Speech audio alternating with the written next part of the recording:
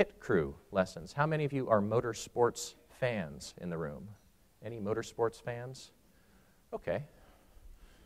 So Formula One pit crew, we're in the South, so that's a NASCAR pit crew. Now, from this picture, there's a lot of people.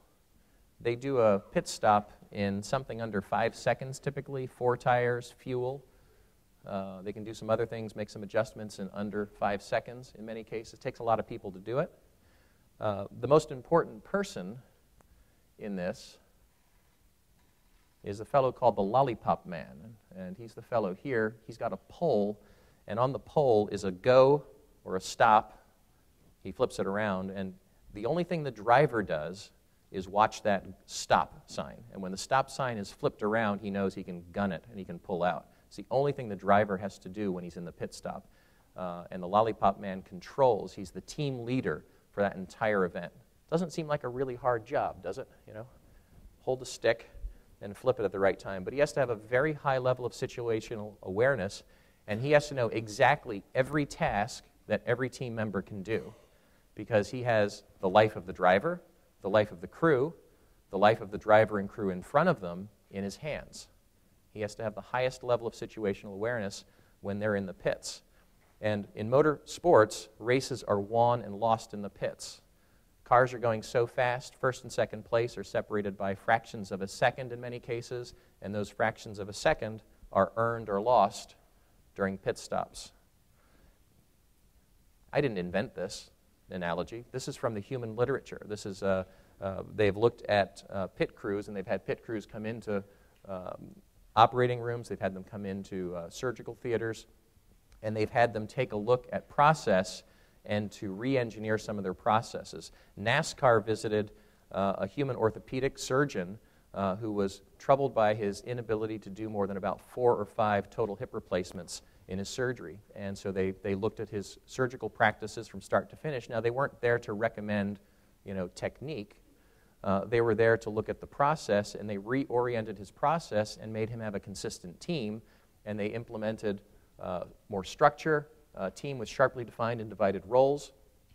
They tightened up his processes, not his techniques. They tightened up his processes. They became more organized with orientation, pre-event briefing.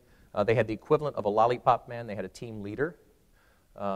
They did, after the day of surgery, they did a debrief. They went through what went well and what didn't go well, and they learned from it. So they did data analysis, and they trained and cross-trained all of the members of the team so they understood each other's roles and responsibilities, so they were a more effective, high-functioning team.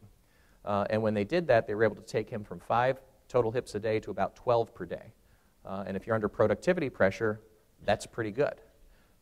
And so that was a good outcome, and that was from NASCAR and from a pit crew looking at process.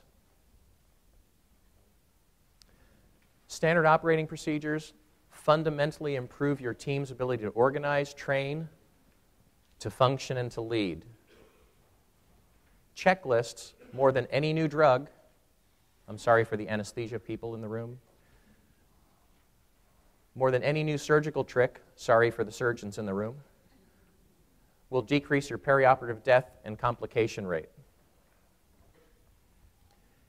SOPs will clarify and reinforce goals.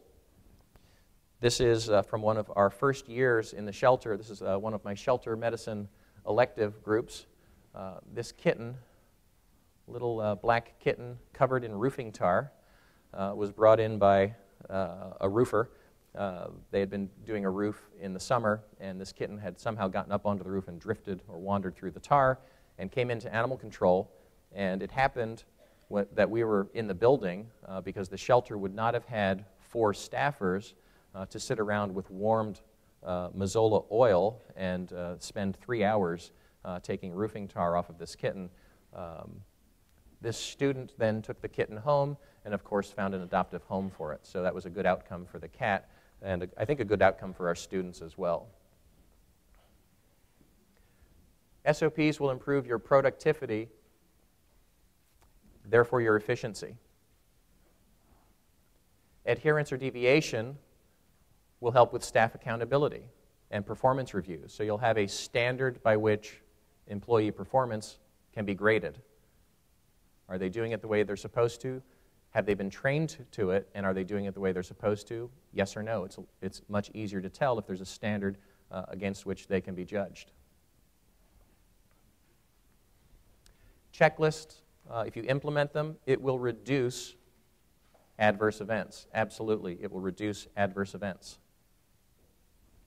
And so in short, standard operating procedures and checklists save kittens.